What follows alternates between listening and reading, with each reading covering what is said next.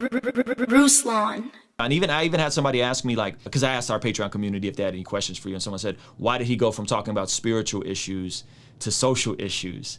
And I was like, I'm pretty sure because social issues are a lot of times spiritual issues. Spiritual issues. Do you want to talk to that? Because I think we compartmentalize that a lot, and we got a lot of folks that are going to troll, and they're going to, the I attract the anti-racist crowd, Lecrae. So they're going to pull up, they're going to say nasty stuff in the comment section, they're going to call us apostate, they're going to say we're not saved. But talk about the need that this isn't just about a gospel that transforms us from the inside out, that it's also a gospel that transforms us to helping usher in a new kingdom on this side of eternity, that people get to experience a piece of heaven on this side of eternity. And that does impact society as a whole. Right. Well, let me help your anti-race. First by saying race, as we know it, is a construct. It's not even real. So now we're on the same thing, okay? It's a construct. Ethnicity is real. Culture is what we're experiencing is real, but race is a construct that we created in order to uphold a caste system in America. And so you're right. We shouldn't be concerned with race. We should be concerned with the caste system that is based off of color, which is crazy. But even outside of that, what I would say is that the spiritual realities. There's so many ways I could come at this. Just look at Christ asleep in a boat during a storm, and he gets up and he commands the storm to cease. He's speaking to not just a physical realm. He's speaking to the spiritual. There's a spiritual component. How is he able to do that and calm it? Like, what time, space, dimension is he existing in to where he can just speak to a storm and it calms down? How is he controlling a physical reality by speaking to it? When he gets on land and talks to the Gerasene demoniac, who's physically cutting himself, physically doing all these things, and he's speaking to him, to the legion of demons to come out of him, there's a physical reality that happens by him addressing the spiritual. There's a spiritual reality that happens by him addressing the physical. And so when we're looking at hatred, when we're looking at divisiveness, when we're looking at a lack of compassion, that's not just a physical reality. That's a spiritual reality that affects the social. Yep. And so the fruit of the spirit is love, the fruit of the spirit, joy, peace, kindness, gentleness. Like, those are the fruit of the spirit, and that is not what we were seeing in our society. So by me standing up for issues of racism or injustice, what I'm saying is I'm rebuking and challenging the body of Christ to be who we're supposed to be. We're supposed to be image bearers. We're supposed to be light bearers. We're supposed to be demonstrating the fruit of the spirit. And if that's not what's happening, that's what I'm addressing. Now, I will say this. There was a season of time where, like I said, I was wrestling with faith. So it was kind of like, let me not use some of this faith language, but let me still speak on things that need to be adjusted and addressed, because I didn't have the language. I was still growing and learning in the public eye at that time period.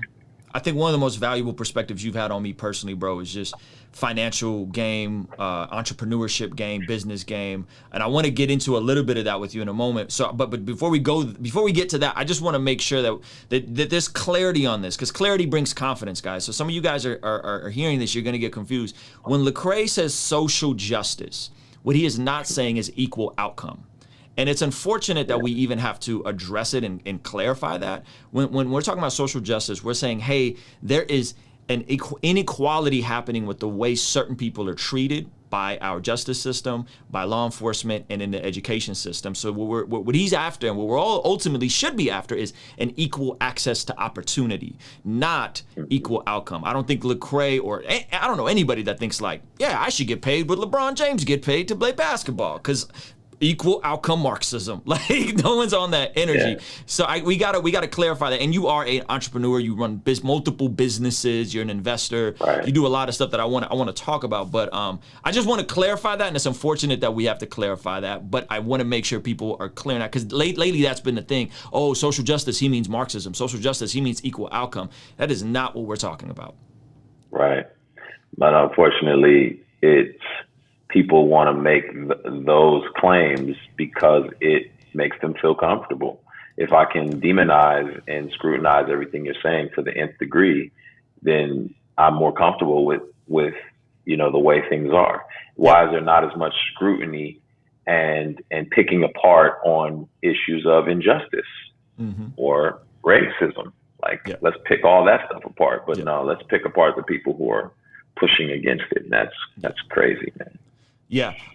Let's flash back. You didn't grow up Christian evangelical, much like myself. I didn't grow up either.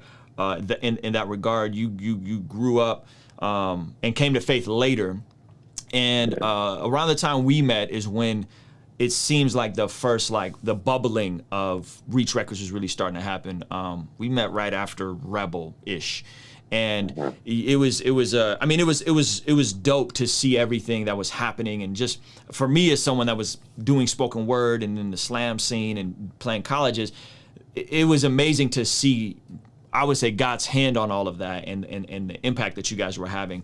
Early on, though, and you're very self-aware, so I'm not going to say anything that you don't know, but early on, it does seem like you guys definitely built the foundations of the music inside of the evangelical circles, in terms of the market placement, in terms of the the type of tours you guys were doing, Winter Jam, Rock and Road Worship Tour. We hung out multiple times at the Rock and Road Worship Tour. In hindsight, how much of that was intentional and how much of that was like you going with the flow and not really understanding the expectations that was going to come with down the road for you? Oh man, it was 99% going with the flow. We did. That was not. I didn't even. You're not thinking about any of that type of stuff. I mean, especially when you're a lot younger, you're just zealous for the Lord, and you're not really. You're just naive. You don't even realize that people play those types of games and are positioning and are vying for placement in this kind of like ecosystem. You're just not even thinking on that wavelength. You're like, man, I just want to go out here and talk about my faith and talk about what God has done. And wow, there's a bigger audience that I can talk about them in front of. Awesome. Oh, wow, they want me to be on their song. Awesome. It's not until hindsight you realize, wow, there were a lot of opportunities here. It's like, of course it makes sense to put me on the tour because I'm bringing out all these 116 fans. Oh, didn't realize that. Of course it makes sense to put me on your song because I have a fan base that's listening. I did not peep that early on. I was just going with the flow. And so, you look up and you're like, the whole audience has changed. And this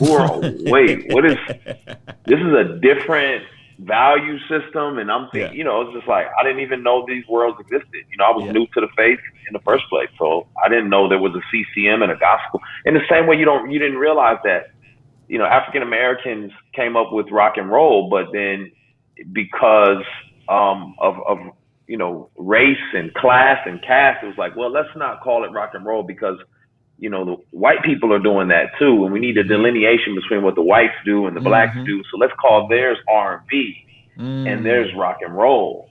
And so it's kind of like, let's call what the black people do gospel and them contemporary Christian. I didn't know that. I just was like, it has Christian in it. It works for me. I'm going with the flow. So no idea. Kingstream Entertainment. Ruslan. Hey, thank you so much for making it till the end of this video. If you found it valuable, please consider giving it a like and subscribing. You can check out one of the other videos related to this that'll be over here. Now, I gotta tell you about a free training I have for anyone that is an entrepreneur, a creative, an artist, but maybe you are unsure on how to find your voice, how to find your niche. I have a free training in the description of this video. Check it out. Once again, thank you so much for watching. I appreciate you, and I will see you on the next video.